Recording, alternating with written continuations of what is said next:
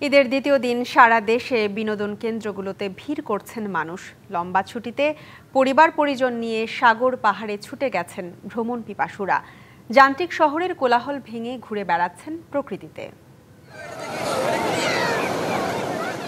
ঈদের ছুটিতে পর্যটকের আনাগোনায় মুখর বিশ্বের দীর্ঘতম কক্সবাজার সমুদ্র সৈকত। কবিতা চত্বর থেকে কলাতলী পয়েন্ট পর্যন্ত ৩ কিলোমিটার এলাকা জুড়ে লোকে লোকারণ্য।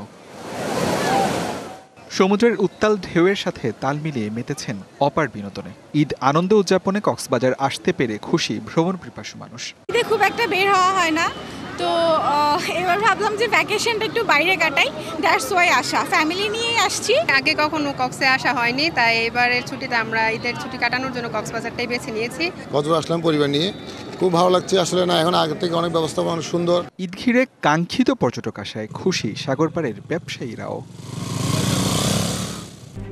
RICL TMX, যুগের পর যুগ স্থাপনা থাকে মজবুত। পর্যটকদের নিরাপত্তা ও হয়রানি ঠেকাতে নেওয়া হয়েছে যথাযথ ব্যবস্থা। তবে সমুদ্র সৈকত কুয়াকাটায় তুলনামূলকভাবে পর্যটকদের উপস্থিতি কম। এতে হতাশ স্থানীয় ব্যবসায়ীরা।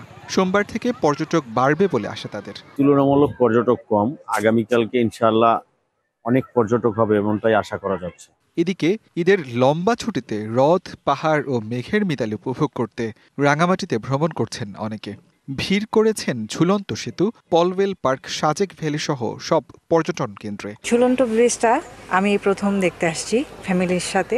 অপরূপ সৌন্দর্য, রাঙামাটির লেক, রাঙামাটির পাহাড় পর্বত সব কিছু মনোমুগ্ধকর।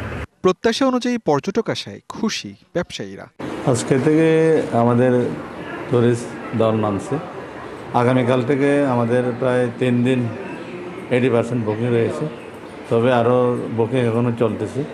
আশা রাখি 100% হবে।